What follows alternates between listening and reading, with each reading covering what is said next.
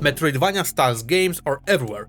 Over the years we've seen every theme, art style and a lot of tricks to stand out. Katanaut grabs attention by mixing fast roguelike action with a bloody sci-fi horror vibe on a filing space station. You play as Naut, a futuristic Ronin who lands with a small crew and quickly learns that almost everyone on the station has turned into something not quite human. The game doesn't explain much at first. As you push deeper, you pick up logs and scraps of information and start to piece together what went wrong. The further you go, the less human the enemies look, from infected workers to real abominations, and your job is to cut a path through all of it with your katana. The combat is the hook. Katanaut is quick and very responsive, with tight jumps, wall kicks, and a stamina system that lets you swing hard as long as you have it. What makes the game feel different is the katana choice at the start of a run. The default blade is an aggressive dash katana. Every slash pulls you forward so you can pinball down a corridor and shred a whole pack before they even act. It feels amazing when it works and even acts like a sneaky extra jump if you need distance. The downside is control. On narrow platforms, you can overshoot and fly off the edge because the swing pushes you ahead.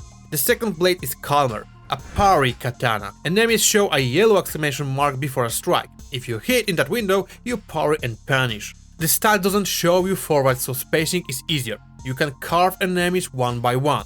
I gravitated to the parry katana for stability, but both styles are fun, and later runs lets you find a new blade with their own twists. Guns and abilities adds more layers. You can equip an offhand like a pistol, plasma rifle, shotgun, even grappling hook, or swap it for special melee tool. On top of that, you slot 2 active skills you find during a run: heavy smashes, dashes, area bursts, things that help when you are surrounded.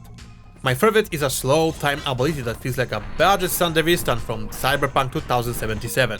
Time drags, you move fast, and if you watch your stamina bar, you can turn a losing fight into a stylish cleanup. Skills also come in upgraded version later, so the same power can scale well into tougher zones. The run structure is familiar but well paced. Levels are procedurally generated from hand-built rooms, so layouts feel fresh but readable.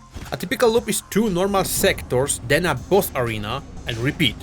You can take the exit early if you are hurt and just want to bank the progress, or you can roam every corner for extra loot. That choice matters because valuable surrenders upgrades your stats for the current run. More health, stamina, damage or ammo. There are also special events that shake things up.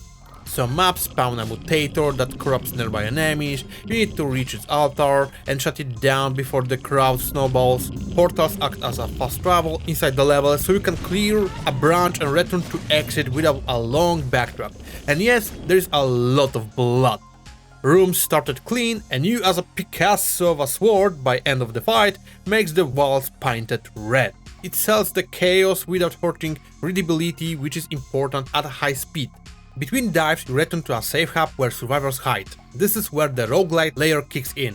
You trade the essence you earn for permanent upgrades, more max health or stamina, better ammo reserves, new starting options, passive perks and implants. You keep discovering new perks during a run, but they are not available right away. You can unlock them later in bulk before a big attempt, so your next start feels stacked. Once you've unlocked a perk, it can show up in mid-run shops for the rest of your game. That steady drip makes each reset feels like a progress instead of a slap. Enemy design pushes you to stay alert. Regular grunts come in packs and die fast, but elites hit hard and soak damage. Bosses are simple to read, but not pushovers. The second boss in particular forces me to change tactics. No face tanking, more spacing, more use of our skills to create openings. Stand still and you get swarmed, move with intent and it feels like a violent dance. There is some personality hidden in the madness too. You can pet a cat in the hub, always a plus. Out in the wild, if you try to pet a cat, you find, surprise, it transforms into a nasty elite fight. It's a cheeky trap. These cat bosses are chunky and spawn ads, so they take time, but the reward is great. Stack of syringes and useful drops. It's a nice risk-reward moment that made me smile, even when I was sweating. Now a few rough edges from the pre-release build I played. Looting after big fights can get messy. When several weapons and upgrades drops on top of each other, it's easy to pick up the wrong thing and click cycle through items until you get back to what you wanted. A cleaner pickup wheel or how to compare prompt will help a lot.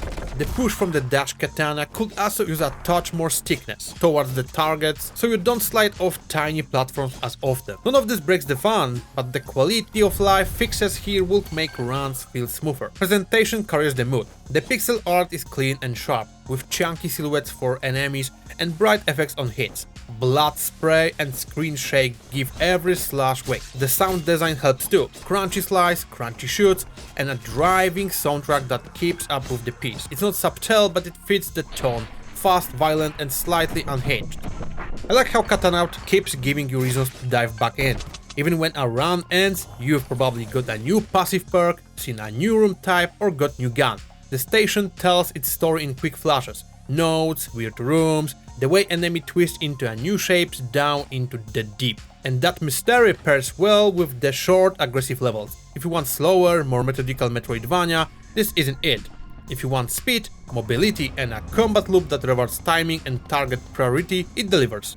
To set expectations, I played a pre-release version close to 1.0, so some details may change. The core though already feels solid, fast swordplay and enough variety in weapons, skills and room events to keep me chasing one more run.